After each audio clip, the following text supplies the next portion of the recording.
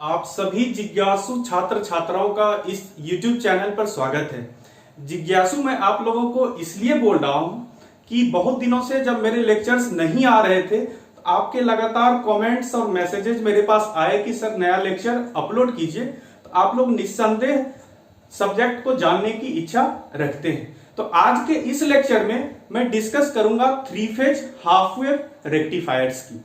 तो जब हम 3 फेज हाफ वेव रेक्टिफायर की बात करेंगे हम लोग देखते हैं किन किन चीजों को आज के इस लेक्चर में डिस्कस करेंगे। सबसे पहला है basics, then will discuss circuit diagram and working principle of 3 phase half wave rectifier. Of course मैं यहां पर 3 phase half wave phase control rectifier की बात कर रहा हूं। Next will draw the waveforms for resistive load, inductive load and inductive load with freewheeling diode. Then we'll discuss the expressions for average and RMS output voltage. फिर हम लोग discuss करेंगे expressions for average thyristor current and RMS thyristor current, and at last we'll discuss some of the drawbacks of thyristors, that means 3 phase half wave rectifiers. तो देखिए हम लोग 3 phase half wave rectifiers क्यों आया, क्योंकि आपका सवाल होगा कि सर आपने सब कुछ पढ़ा दिया फुल वेव रेक्टिफायर में, फिर 3 फेज रेक्टिफायर की बात क्यों कर रहे हैं। देखिए जो हमारे पास single phase full wave rectifier था वो मैक्सिमम 15 किलोवाट तक के लोड के लिए यूज किया जा सकता है। तो जब हमारे पास 3 फेज सप्लाई ऑलरेडी अवेलेबल है, we are having the number of thyristors और हमारे पास ज्ञान का भी भंडार है, तो हम क्यों ना एक्सप्लोर करें अपने आप को और कहीं न कहीं सिंगल फेज से के बाद 3 फेज रेक्टिफायर डिजाइन किया जाए। तो 3 फेज में भी पहले हाफ वेव रेक्टिफायर है, फिर 3 फेज फुल वेव रेक्टिफायर है। तो आज हम लोग हाफ वेव रेक्टिफायर को डिस्कस करते हैं। तो देखिए हम लोग क्या इसमें डिस्कशन करेंगे। हमारे पास देखिए एक सप्लाई होगा, विल हैव ए सप्लाई। कौन सा सप्लाई होगा? 3 फेज सप्लाई होगा। हमारे पास 3 फेज सप्लाई होगा आर, वाई एंड बी। आपको अगर 3 फेज सप्लाई की बात करें आप जानते हैं 3 फेज सप्लाई में ये पॉजिटिव फेज सीक्वेंस की अगर मैं बात करूं आप लिख सकते हैं यहां पर VRMS, दैट मींस आप देखिए VR लिखेंगे equal to VM PH sine omega T. Clear. Similarly अगर Y फेज को लिखें तो ये क्या होगा 120 डिग्री से लैग करेगा, sign omega T minus 120 degree. तीसरा VB होगा हमारा, ये होगा VMPH sign omega T plus 120 degree. तो ये हमारा रहा VR, VY और VB। क्लियर। तो अब हमारे पास क्या है कि इस थायरिस्टर को डिजाइन करेंगे, दैट मींस सर्किट डायग्राम। तो 3 फेज थायरिस्टर कैसे डिजाइन किया जाता है उसके बाद उसके वर्किंग को समझेंगे। हमारे पास देखिए टोटल 3 थायरिस्टर्स लिया जाएगा। 3 फेज हाफ वेव रेक्टिफायर के लिए 3 थायरिस्टर्स लिया जाएगा। हम लोग 3 थायरिस्टर्स यहां पर ले रहे हैं। We are taking 3 thyristors T1, T2, T3। आप बिल्कुल इसका नाम TR, TY और TB भी रख सकते हैं, आप पर है। आपको जो नाम रखने का मन करे वो नाम रखिए। यहां पर आपके नाम पर, यहां पर इसके नाम रखने पर कोई भी आपत्ति नहीं, आप नाम बदल सकते हैं। क्लियर। अब देखिए यहां पर क्या होगा, इसके आगे हम लोग एक कनेक्ट कर रहे हैं। यहां पर एक लोड को कनेक्ट किया जा रहा है, यहां पर एक लोड को कनेक्ट किया जा रहा है। लोड है, यहां से करंट I0 फ्लो करेगा end voltage across the load will be V0। Voltage across the load will be V0। अब आपका होगा सर कोई रिटर्न पाथ भी होना चाहिए लोड के लिए। आप जानते हैं कि क्या होता है यहां पर, चौथा न्यूट्रल होता है। RYB यानी कि ये सप्लाई हमारा क्या रहा होगा, स्टार कनेक्शन सप्लाई रहा होगा, सप्लाई स्टार कनेक्शन रहा होगा सप्लाई। और generally delta two star transformer इस केस में यूज किया जाता है। तो हम लोग RYB हमारा सप्लाई रहा और ये रहा न्यूट्रल। अब हम लोग समझते हैं कि ये कैसे ऑपरेट करेगा, कैसे ऑपरेट करेगा। मान लेते हैं कि R के अक्रॉस हम एक एग्जांपल ले रहे हैं। हम मान लेते हैं यहां पर 15 वोल्ट है, इसके अक्रॉस 10 वोल्ट है, इसके अक्रॉस 5 वोल्ट है। क्लियर। ये 3 थायरिस्टर्स हैं। मान लीजिए थायरिस्टर को आप ट्रिगर करने के लिए तैयार हैं, आपके पास फायरिंग सर्किट ऑलरेडी डिजाइन है। अब देखना है हमें कि जब ये 3 वोल्टेजेस अप्लाई किए जा रहे हैं एक साथ तीनों फेजेज पर, तो कौन सा थारिस्टर कंडक्ट करेगा और कौन सा दो थारिस्टर बंद रहेगा। आप समझ सकते हैं कि जिसका सबसे हाईएस्ट वोल्टेज रहेगा, the phase having highest voltage will conduct, यानी कि 15 वोल्ट वाला थारिस्टर कंडक्ट करेगा और ये क्या करेगा, यहां से इस तरह से करंट सप्लाई करेगा, यहां से इस तरह से करंट सप्लाई करेगा। अब आप समझ सकते हैं कि जब हम 3 फेज सप्लाई लिए हैं तो 3 फेज सप्लाई में आप क्या देखते हैं कि इंस्टेंटेनियस वोल्टेजेस तीनों फेज का चेंज होते रहता है। कभी आर फेज का अधिक होगा, फिर वाई फेज का अधिक होगा, फिर बी फेज का अधिक होगा। तो जिस टाइम वाई फेज का अधिक हो जाएगा, मान लीजिए ये हमारा 25 वोल्ट हो गया, ये इसके थ्रू करंट कंडक्शन होगा। जब हमारा ये अधिक हो गया 25 वोल्ट, तो इसके थ्रू करंट का कंडक्शन होगा। यानी हमारा करंट का कंडक्शन लगातार चलता रहेगा। And you can see that you are getting only positive current through this load, and if you are getting only positive current through this load, it means the output voltage will also be positive and it will always be positive। तो जब हमें इस तरह के circuits मिल चुके हैं, ये हमारा ऑपरेशन हुआ, यानी कि आप समझ सकते हो कि ये thyristor 3 phase half wave rectifier किस तरह से वर्क करता है। और जब इसके वर्किंग को आप समझ चुके हैं, अब हमें क्या करना है, अब हमें वेव फॉर्म्स डिजाइन करना है। अब आपको लगेगा कि क्या सर आपको जल्दबाजी है आज के क्लास में, आप तुरंत बेसिक्स बतला दिए, सर्किट डायग्राम बतला दिए, वर्किंग बतला दिए, यानी 3 टॉपिक 5 मिनट में चला गया। तो देखिए, मुझे जल्दबाजी नहीं है, लेकिन मुझे उतनी बातें ही आपको बतलानी है जो कि आपके काम आए। बतलाने के लिए बहुत सारी बातें हैं, लेकिन उसे डिस्कस करने से कोई मतलब नहीं है। आप इसके वर्किंग को समझ चुके हैं, इसका कंसेप्ट क्या है, जिस थारिस्टर का वोल्टेज हाईएस्ट होगा उसके थ्रू करंट कंडक्ट करेगा, बाकी दोनों थारिस्टर हमारा ऑफ रहेगा। अब देखिए, नेक्स्ट है वेव फॉर्म। तो वेव फॉर्म के लिए हमें बहुत अच्छा एक डायग्राम बनाना पड़ेगा, और इतना अच्छा डायग्राम बनाना है कि आप समझ सकते हैं। आपके पास क्या है, आपके पास 3 फेज सप्लाई। तो अभी तक सिंगल फेज में क्या आपके पास एडवांटेज था, आप एक फेज का बना देते थे Vm sin ओमेगा t, उससे आपका काम चल जाता था। अब आपको एक ही साथ तीनों फेज का वेवफॉर्म्स बनाना है, और कम से कम 0 to 2 पाई तक के लिए आपको बनाना है, यानी कि एक कंप्लीट साइकिल के लिए। तो देखिए इसको कैसे ड्रॉ करते हैं, आप लोग भी मेरे साथ साथ ड्रॉ करते चलिए। मेरी ड्राइंग तो उतनी अच्छी नहीं है, आप लोगों की अच्छी होगी, आप लोग अपने कॉपी में बहुत अच्छे से इसको ड्रॉ कर सकते हैं। देखिए, हम एक एक्सिस ले रहे हैं, we are taking one axis, पूरा ऊपर से नीचे जहां तक ये बोर्ड आ पा रहा है मैं ले रहा हूं। यहां हॉरिजॉन्टल डायरेक्शन में भी काफी दूर तक ले रहा हूं मैं, ठीक है। हमें क्या करना है, सप्लाई वोल्टेज बनाना है, सप्लाई वोल्टेज हमें बनाना है। देखिए क्या करते हैं, एक अपर लिमिट ले लेते हैं, एक अपर लिमिट ले लेते हैं, इसका एक लोअर लिमिट ले लेते हैं। ऐसा हमने क्यों लिया, क्योंकि ये क्या करता है, plus Vm to minus Vm vary करेगा। अब हमें 0 to 2 पाई बनाना है। हम लोग क्या करते हैं, 30-30 डिग्री इंटरवल का टोटल 12 स्लॉट्स बनाते हैं, 12 कॉलम्स बनाते हैं। आप ही बनाइए।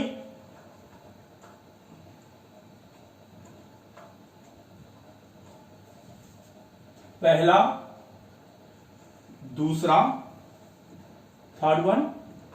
देखिए, और इस वेवफॉर्म्स को जितना बढ़िया तरीके से आप ड्रॉ करेंगे, उतना आपके लिए आगे चलकर समझने में आसानी होगी, और आपको फिर टॉपिक पढ़ने में इंटरेस्ट आएगा।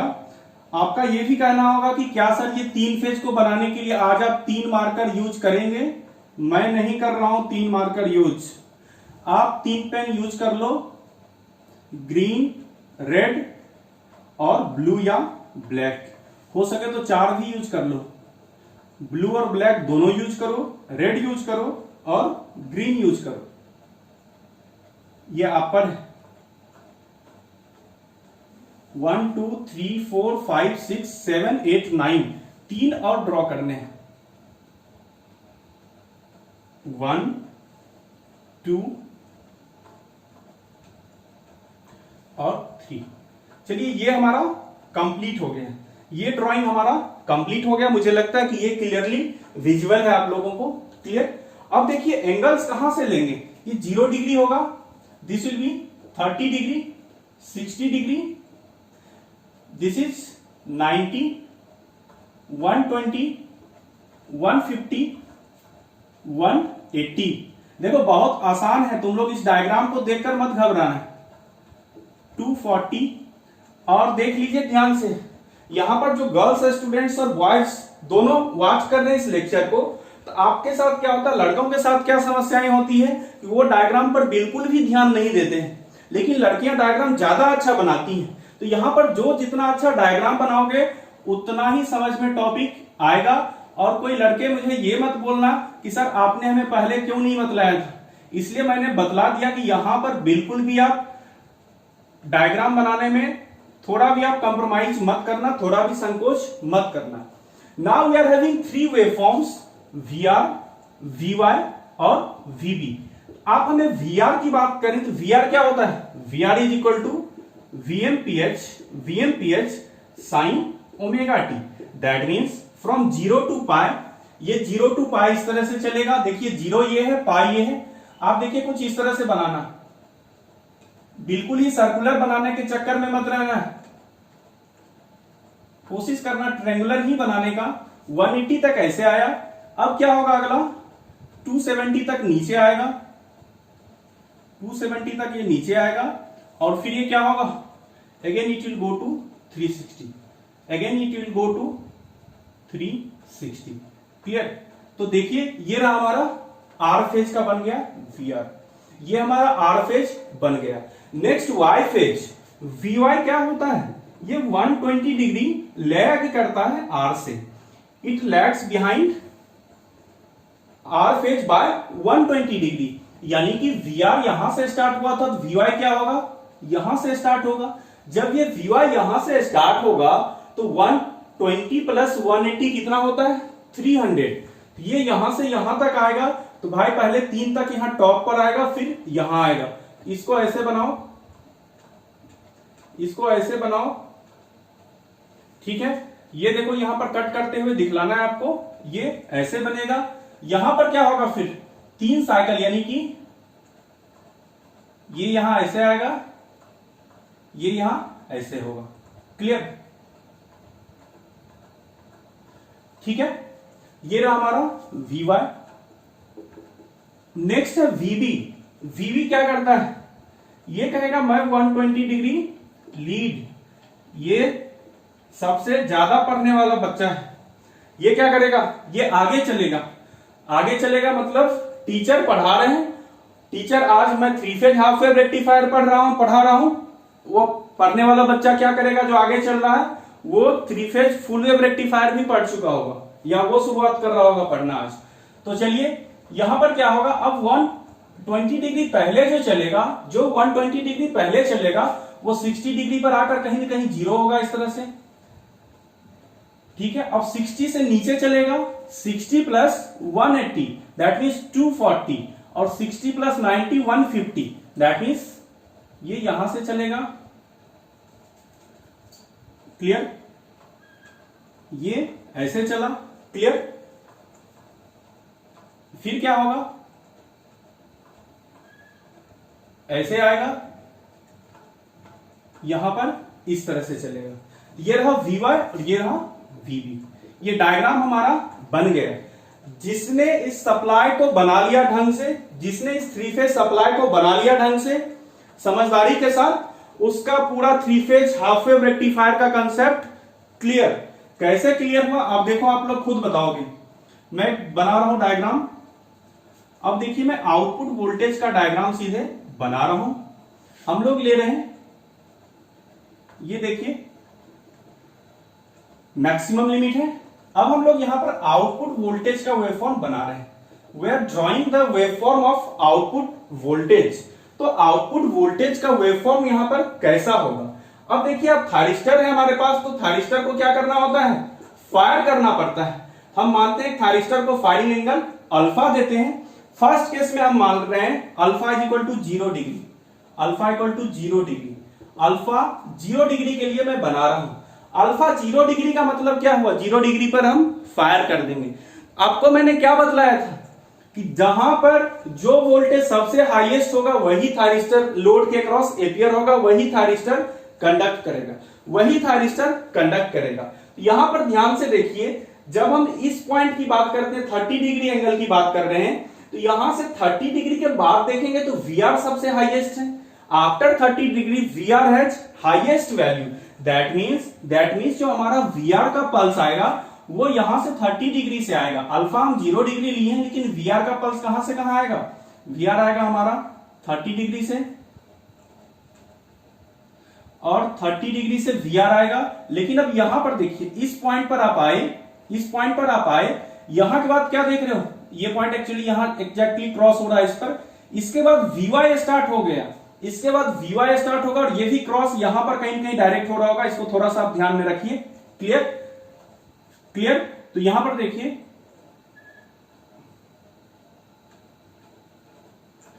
देखिए, VI आया, VR, VY। अब ये जो नेक्स्ट साइकिल बचा है, नेक्स्ट क्या बचा है?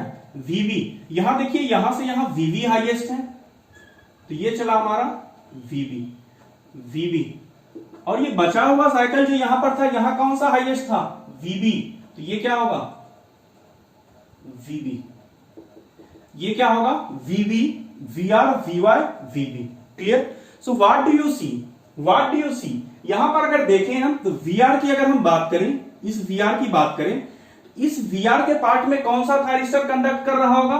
T1 थायरिस्टर कंडक्ट कर रहा है। Here T1 thyristor is conducting. तो यहां से यहां T1 थायरिस्टर कंडक्ट किया, आगे क्या करेगा? यहां से यहां T2 थायरिस्टर कंडक्ट करेगा, और यहां से यहां क्या कंडक्ट करेगा? T3 थायरिस्टर कंडक्ट करेगा। और ध्यान से देखिए, यहां पर मैंने एरो नहीं लगाया है, क्योंकि आगे भी कंडक्ट कर रहा होगा, तो आगे वाले का पीछे दिखलाया जाता है। तो यहां पर इस तरह से T3 कंडक्ट कर रहा है, यहां पर इस तरह से T3 कंडक्ट कर रहा है। तो T1, T2, T3 are conducting for alpha 0 degree. For alpha 0 degree, ये किसके लिए है? Alpha 0 degree. अगर मेरे कैमरा के कारण अगर साइड का नहीं दिख रहा होगा अल्फा 0 डिग्री, ये समझ लीजिए for alpha equal to 0 degree. This is for alpha equal to 0 degree. Clear? So what do you see? Write the note here. The first pulse starts from 30 degree. First pulse starts from 30 degree. And three-phase half-wave rectifier, what do you see?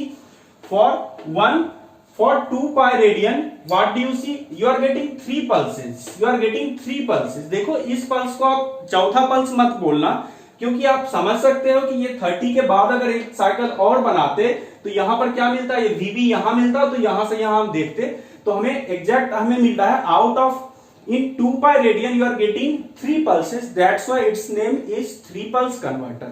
आपको आज के बाद अगर कोई 3 pulse converter बोल दे, आपके ध्यान में क्या आना चाहिए? Half wave rectifier, 3 phase half wave rectifier. Clear? अब देखिए, यहां पर अगर टाइम पीरियड की बात करें, तो टाइम पीरियड कितना है? Omega T0 is equal to 2 pi by 3। क्यों? क्योंकि आप देख रहे हैं यहां पर 2 पाई बाई 3 मतलब 120 डिग्री। यहां देखिए, यह है 30 degree, this is 30 degree, this is your 150 degree. That means आप क्या कर सकते हैं? आप कह सकते हैं each thyristor conducts for 120 degree. Each thyristor conducts for 120 degree. ये तीनों थायरिस्टर 120 डिग्री के लिए कंडक्ट करेगा। क्लियर है यहां तक? देखो, कोई भी कंफ्यूजन किसी प्रकार का नहीं होना चाहिए। अगर कंफ्यूजन होगा, आप कमेंट बॉक्स में जरूर लिखना कि सर कंफ्यूजन है, और अगर क्लियर है तो इस बात को भी कमेंट बॉक्स में लिख देना कि सर ये क्लियर है। क्योंकि देखो, होता क्या है कि अब आप अगर कुछ लिखते हो कमेंट बॉक्स में, कुछ लिखोगे कि हाँ सर ये कंसेप्ट क्लियर है, तो हमें भी थोड़ा भ्रम रहेगा कि हम अच्छा पढ़ा रहे हैं, तो आगे हमें क्या मिलेगा? थोड़ा कॉन्फिडेंस मिलेगा 3 फेज फुल वेव रेक्टिफायर को ड्रॉ करने में। क्लियर? अब हम लोग देखते हैं, अल्फा 0 डिग्री कर लिए। आप कहोगे सर एक और बनाइए। ठीक है, मैं आपकी बात मान ले रहा हूं, मैं एक और बना रहा हूं ओमेगा टी। यहां पर मैं लिख रहा हूं alpha equal to 60 degree. Here 0 degree हो गया, अब 30 डिग्री के लिए हम बना रहे हैं। तो देखिए 30 डिग्री के लिए क्या होगा?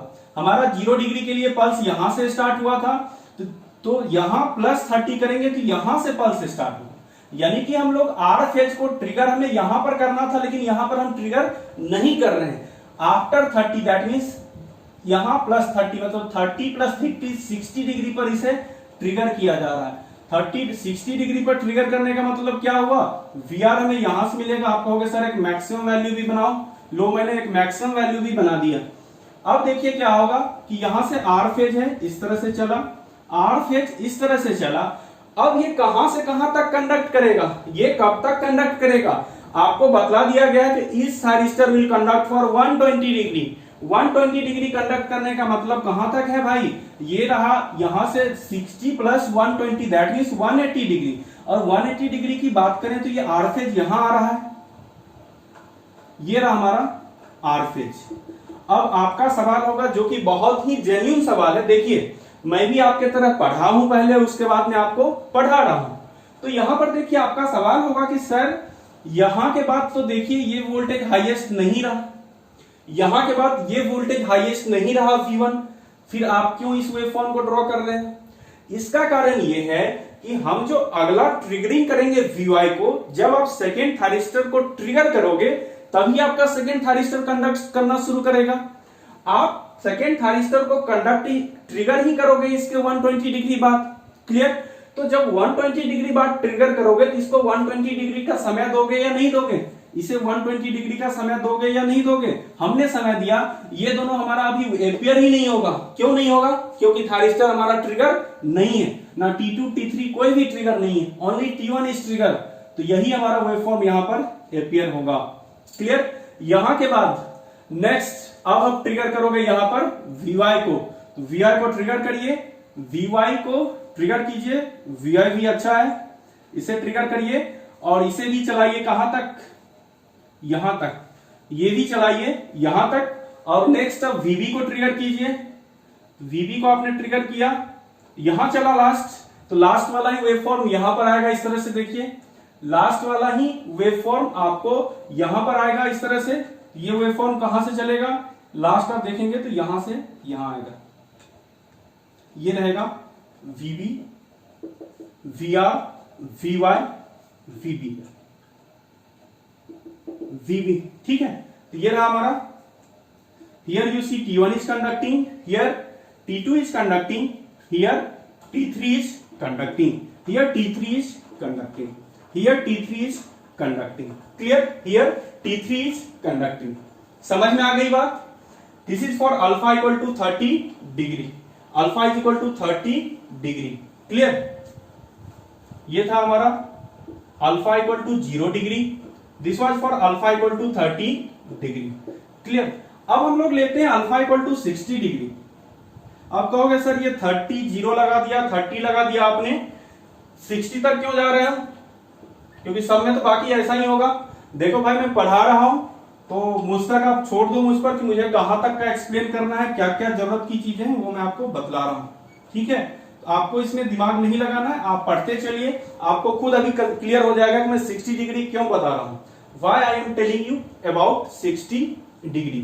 Why I am telling you about 60 degree? तो देखिए 60 degree, if alpha is 60 degree that means 30 plus alpha that means ये 90 डिग्री से फायर होना स्टार्ट करेगा। Vr कहां से मिलेगा, 90 डिग्री से, तो 90 डिग्री से Vr मिला, Vr कहां तक जाएगा, देखिए Vr कहां तक जाएगा, Vr 180 तक गया ऐसे, Vr 180 तक ऐसे गया, Vr 180 तक ऐसे गया, क्लियर। अब 180 डिग्री के बाद क्या हो रहा है, Vr 180 डिग्री के बाद क्या हो रहा है, इसके बाद Vr नीचे चला जाएगा, Vr नीचे चला जाएगा यानी निगेटिव हो जाएगा। अब बताओ कि आपने इसको ट्रिगर कर रखा है थायरिस्टर को, यहां पर आप निगेटिव सप्लाई दोगे तो क्या ये निगेटिव सप्लाई में काम करेगा, ये क्या निगेटिव सप्लाई में काम करेगा, नहीं करेगा। ये बोलेगा मैं तुम्हारा मजदूर नहीं हूं, मैं तुम्हारा नौकर नहीं हूं कि तुम जो भी करोगे मैं आप तुम्हारी बात मानता जाऊंगा। समझ गए मेरी बात। इसलिए यहां पर थायरिस्टर क्या करेगा, ये निगेटिव में ट्रिगर नहीं करेगा, कहेगा मैं आपका गुलाम नहीं हूं, क्लियर। ये कहेगा मैं आपका गुलाम नहीं हूं कि आप हमें डंडे भी मारो तो काम करूं, ऐसा मैं नहीं करूंगा। तो ये निगेटिव में ट्रिगर नहीं करेगा, ये आपका गुलाम नहीं है। तो ये जब आपका गुलाम ही नहीं है तो ये ट्रिगर नहीं करेगा, ये कंडक्ट नहीं करेगा, ये ओपन हो जाएगा। ये जब ओपन हो जाएगा बाकी के दोनों थायरिस्टर क्या बोलेगा, आप कहोगे भाई थारिस्टर तुम दूसरा इससे पकड़ लोगे यार, तुम कुछ सप्लाई दे दो, तुम दे दो। ये बोलेगा कि तुम मुझे ट्रिगर कब करोगे, 120 के बाद, यानी कि 90 + 120 210 डिग्री पर तुम मुझे ट्रिगर करोगे। मैं तब तक क्या करूंगा, यहां पर कोई भी वोल्टेज नहीं मिलेगा। ये थारिस्टर कहेगा पहले आप मुझे ट्रिगर कीजिए, नेक्स्ट थारिस्टर कहेगा आप मुझे ट्रिगर कीजिए, उसके बाद ही कुछ होने वाला है। तो ये VR हो गया। सिमिलरली VY का कहां से कहां मिलेगा, अगला 2 में VY मिलेगा, अगले 3 में VY मिलेगा, अगले 3 में VY मिलेगा, अगले 3 में VY मिलेगा, और यहां पर ये 0 रहेगा। फिर से क्या मिलेगा, VB मिलेगा। अच्छा तो VB कहेगा अच्छा यहां थे, तो ये VB यहां से कहीं कहीं इस तरह से आएगा, यहां से VB देखिए इस तरह से आएगा, ये फिर पार्ट 0 रहेगा। ये रहा VB, VR, VY और VB, ये VB रहा। क्लियर, ये देखिए इस तरह का कंडक्शन हुआ।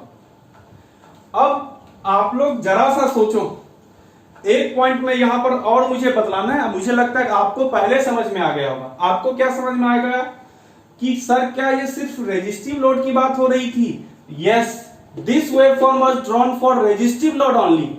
ध्यान से रखिएगा, अल्फा 60 R लोड, सिर्फ ये R लोड के लिए मैंने वेवफॉर्म बनाया है। ऐसा मैं क्यों बोल रहा हूं? ऐसा मैं इसलिए बोल रहा हूं कि अगर इंडक्टर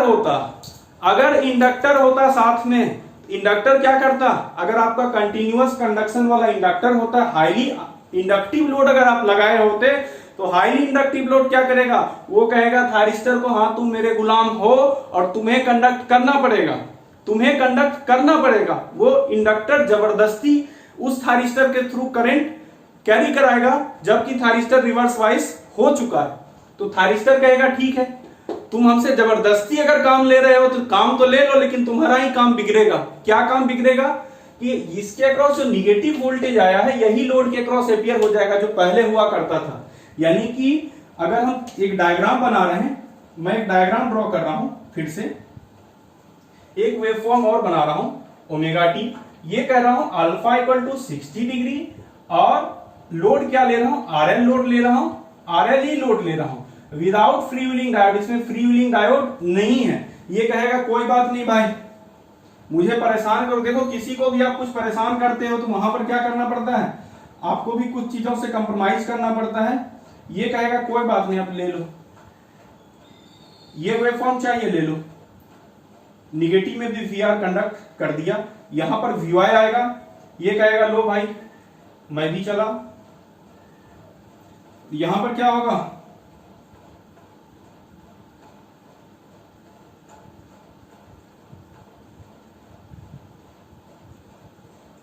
यहां पर इस तरह से बना, यानी VR, VY, VB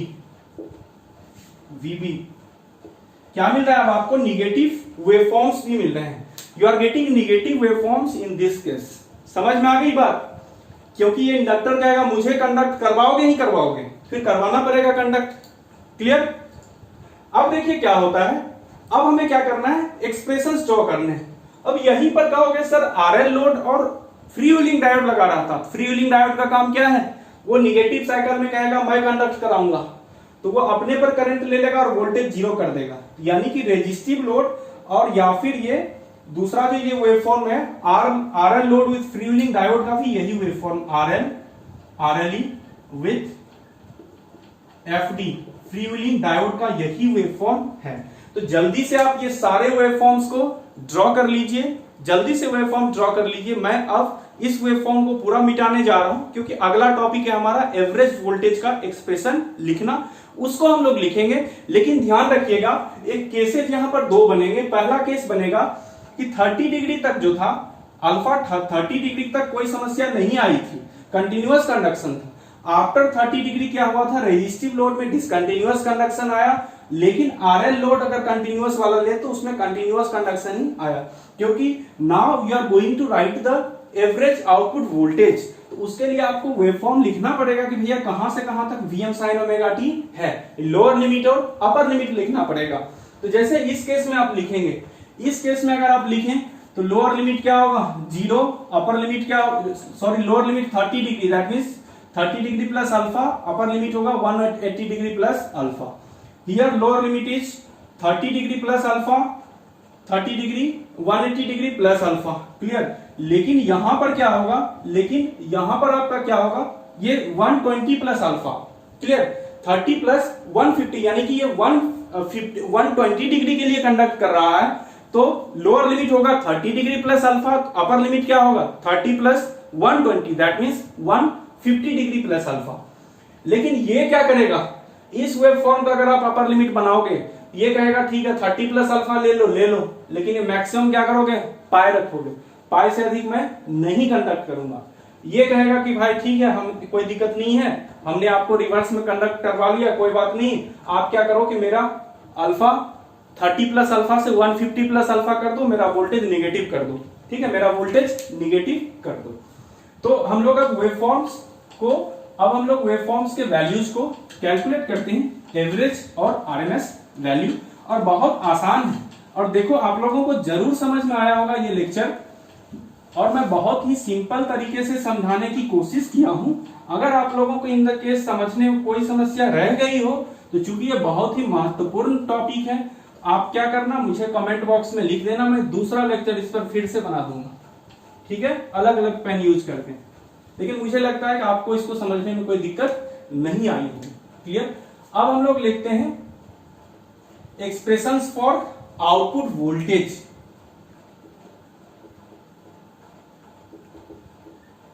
चलिए मार्कर भी बदल लेते हैं आपके लिए। Expressions for output voltage,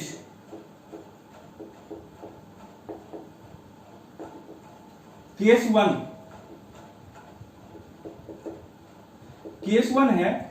one है alpha less than equal to 30 degree for R load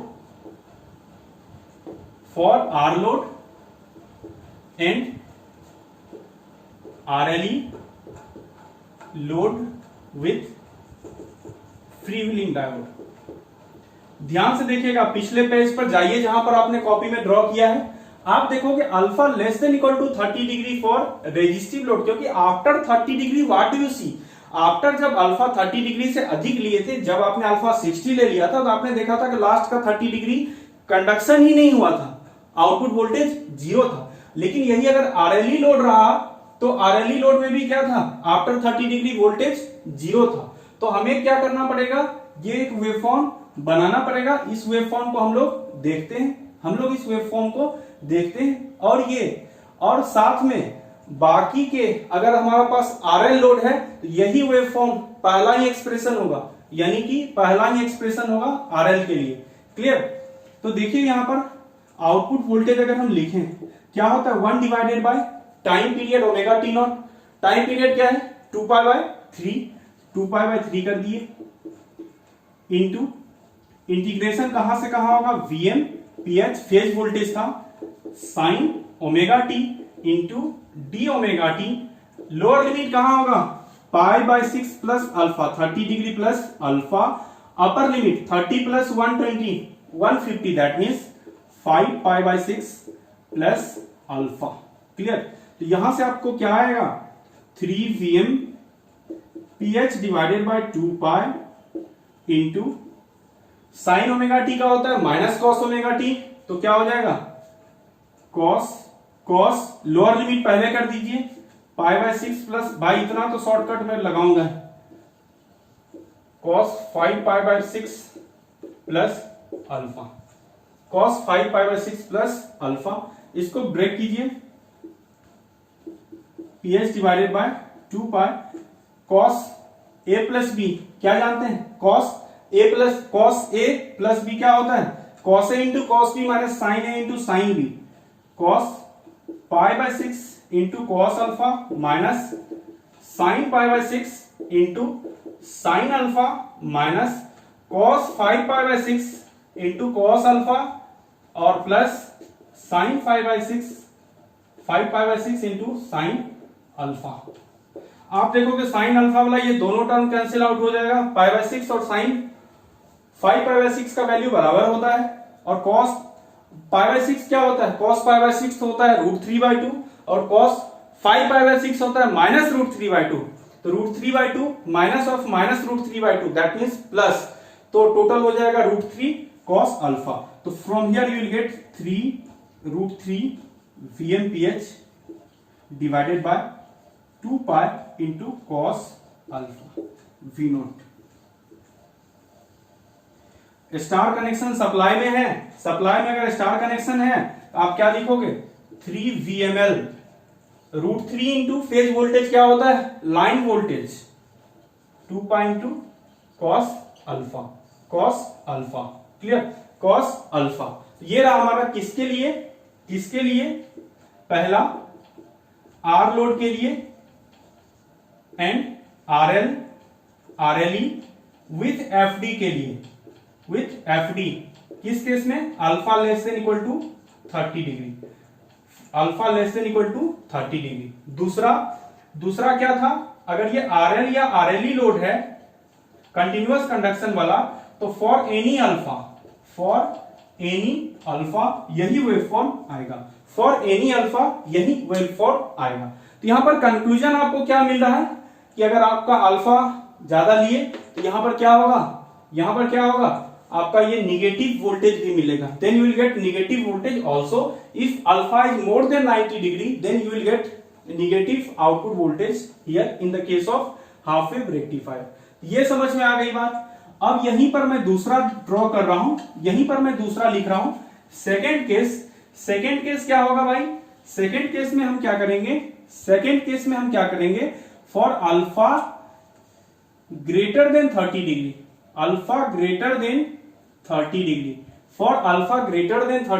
for RL load and RLE load with free wheeling diode. तो यहां पर 30 डिग्री के अधिक में क्या देखे थे कि साइन पाई पर जाकर ये रुक गया था, पाई के बाद आपको डिसकंटिन्यूअस कंडक्शन मिल रहा था, तो लोअर लिमिट यही रहेगा, अपर लिमिट क्या हो जाएगा, pi, upper limit will become equal to pi. तो from here what will you get 3 VmPH divided by 2 pi, 3 VmPH divided by 2 pi into ये क्या हो जाएगा 1 plus cos pi by 6 plus alpha, 1 plus cos pi by 6 plus alpha. ये हो गया हमारा average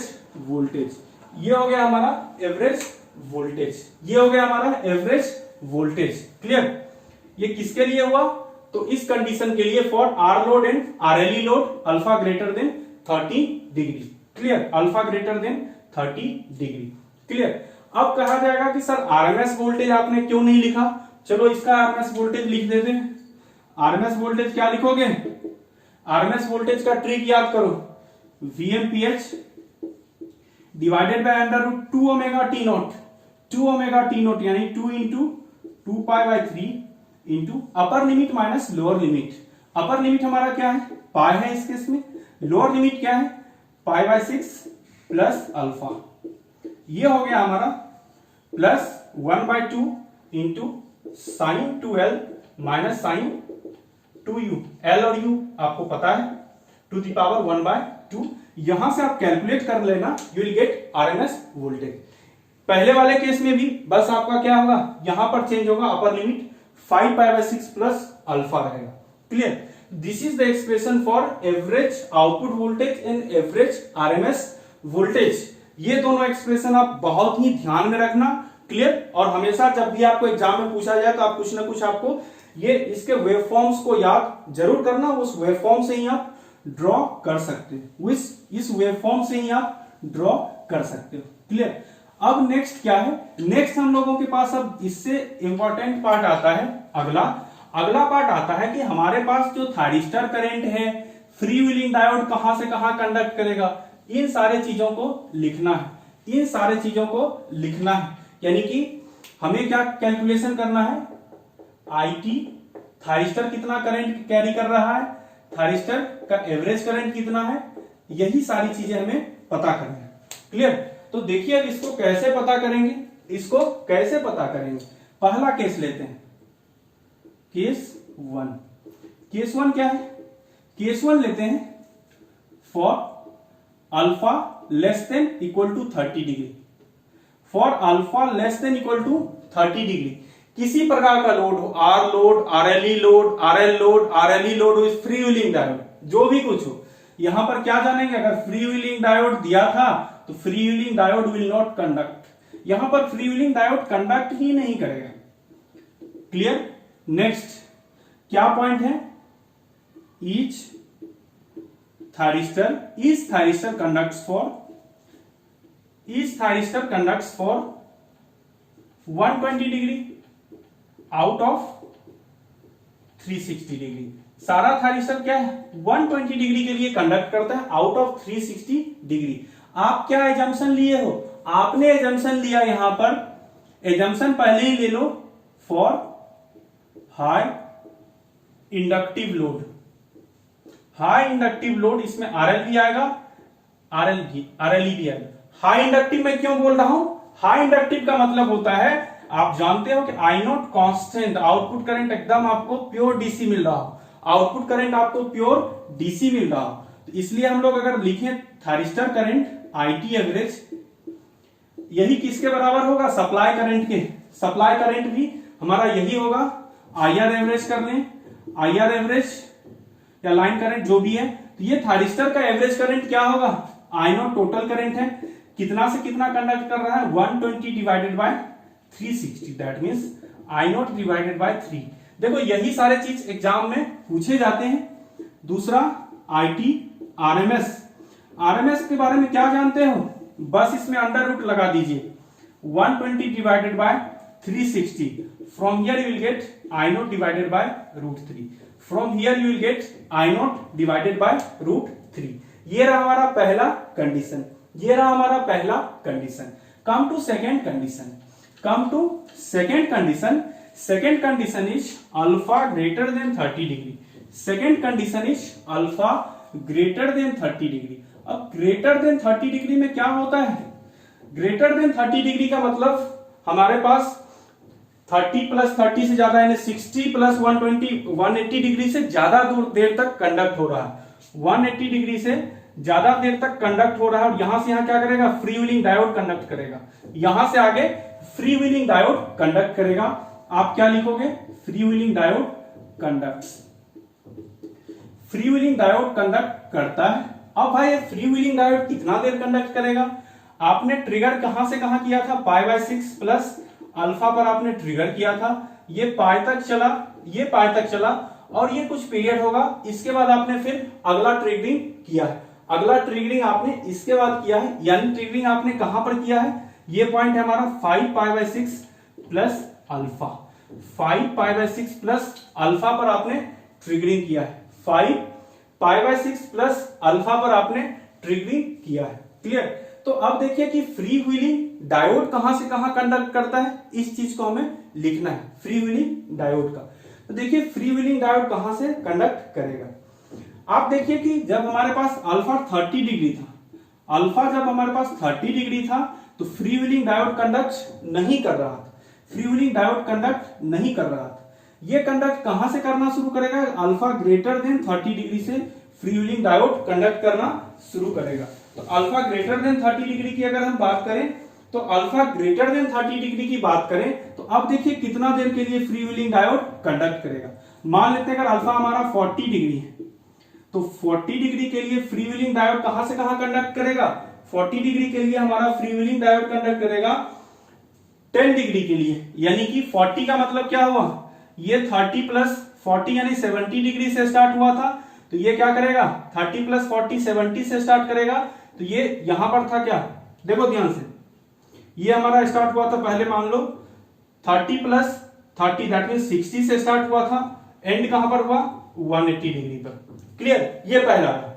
अब दूसरा देखो स्टार्ट कर रहे हो कहां से, 70 डिग्री से। भाई 70 से स्टार्ट करोगे तो ये क्या होगा 180 तक तो चलेगा, और 180 के बाद एक 10 डिग्री का गैप आएगा, यहां पर फ्री व्हीलिंग डायोड कंडक्ट करेगा, यहां पर फ्री व्हीलिंग डायोड कंडक्ट करेगा। यानी आपको कितना देर के लिए कंडक्ट किया, 40 minus 30 that means alpha minus 30। तो यहां पर क्या आप लिखोगे, free wheeling diode conducts for alpha minus π/6, free wheeling diode conducts for alpha minus π/6। तो जब ये फ्री व्हीलिंग डायोड इतने देर के लिए कंडक्ट करेगा तो भाई थायरिस्टर क्या करेगा, थारिस्टर क्या करेगा, थारिस्टर का भी कुछ काम होगा, तो थारिस्टर हमारा क्या करेगा, थारिस्टर हमारा कंडक्ट करेगा। थारिस्टर अब हमारा क्या करेगा, पहले तो 120 डिग्री के लिए कंडक्ट कर रहा था, 120 डिग्री के लिए it was initially conducting for 120 degree, but here what do you see if alpha is 40 degree. मान लीजिए अल्फा आपने अगर 40 डिग्री कर दिया, तो अब हमारा ये कंडक्ट कितने देर के लिए करेगा थारिस्टर, थारिस्टर हमारा कंडक्ट करेगा 170 डिग्री के लिए ही, बाकी के 10 डिग्री में क्या कंडक्ट कर रहा है, फ्री व्हीलिंग डायोड कंडक्ट कर रहा है। 170 डिग्री इसने किया, बाकी का काम फ्री व्हीलिंग डायोड किया। तो 170 डिग्री को आप कैसे लिखोगे, अल्फा 40 है, आप क्या लिखोगे, थारिस्टर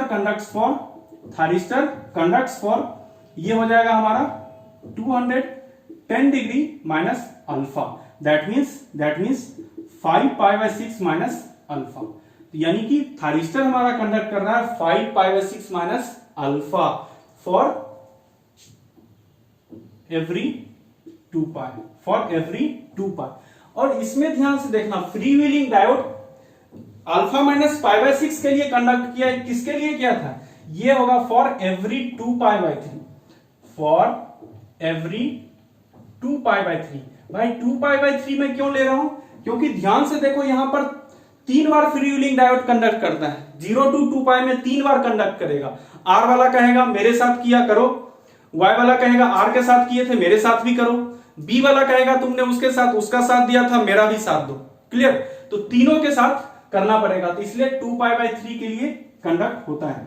तो यहां से अगर IT एवरेज लिखें, IT एवरेज, ये क्या हो जाएगा, I0 into 5π/6 minus alpha divided by 2π, clear.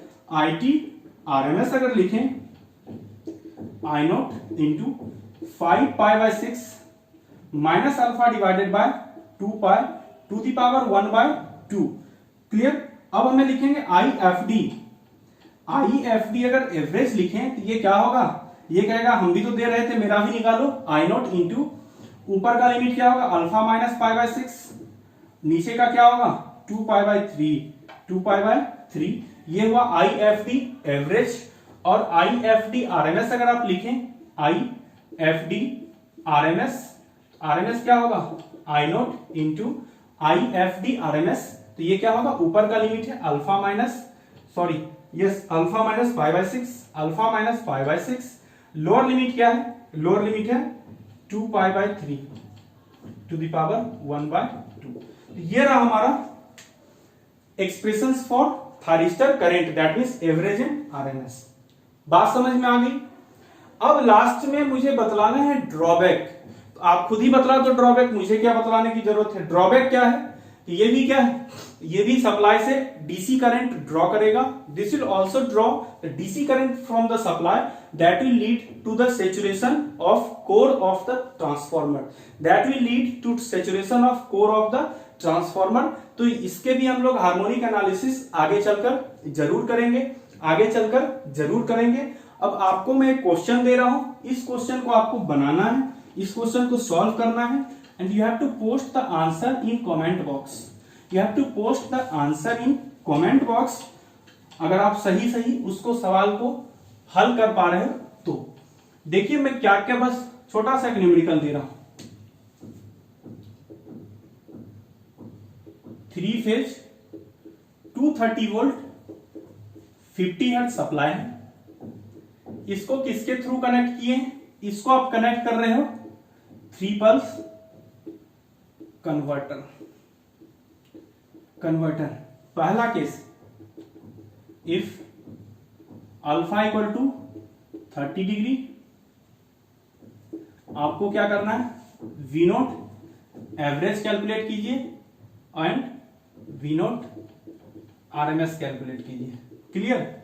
दूसरा दिया जा रहा है, if alpha equal to 60 degree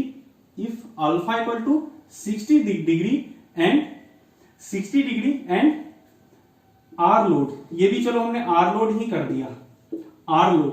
तो यहां भी आपको क्या कैलकुलेट करना है, V0 average and V0 RMS। तीसरा केस में ले रहा हूं, alpha equal to 60 degree and RL load, bracket में लिख रहा हूं कंटिन्यूअस कंडक्शन यहां भी आपको कैलकुलेट करना है V not average and V not RMS। तो देखिए आज मैंने आपको एक टास्क भी दे दिया। आप लोग अगर इस लेक्चर को देखोगे तो आज ही इसके लास्ट में इस क्वेश्चन को जरूर सॉल्व करना। फॉर्मूला आपके पास है, आप उसको फॉर्मूला की मदद से इस क्वेश्चन को बहुत आसानी से सॉल्व कर सकते हैं। क्लियर? तो आज का ज्ञान समाप्त हुआ। अब अगले लेक्चर में हम लोग 3 फेज फुल वेव रेक्टिफायर के बारे में डिस्कस करेंगे। अब ध्यान रखिए कि 3 फेज हाफ वेव का जब इतना कॉम्प्लेक्स वेवफॉर्म रहा था, फुल वेव का और कॉम्प्लेक्स वेवफॉर्म होने वाला है, क्योंकि हम लोग वहां पर फेज वोल्टेज के साथ साथ लाइन वोल्टेज भी बनाएंगे। वहां पर हम लोग फेज वोल्टेज के साथ साथ लाइन वोल्टेज भी बनाएंगे, वो और कॉम्प्लेक्स होगा। लेकिन आपको घबराना नहीं है, जितना अधिक कॉम्प्लेक्स चीज पढ़ेंगे तो यानी कि कहीं न कहीं आपको उतना अधिक ज्ञान मिलेगा। तो आज का लेक्चर आपका यही समाप्त हुआ और मैं उम्मीद करता हूं कि आप लोग इस लेक्चर को जरूर शेयर भी करेंगे, ताकि और भी अधिक स्टूडेंट्स लाभान्वित हो सकें, अधिक छात्र छात्राएं इस लेक्चर से लाभान्वित हो सके। अगर आपको ये लेक्चर पसंद आ रहा है तो ऑल द बेस्ट।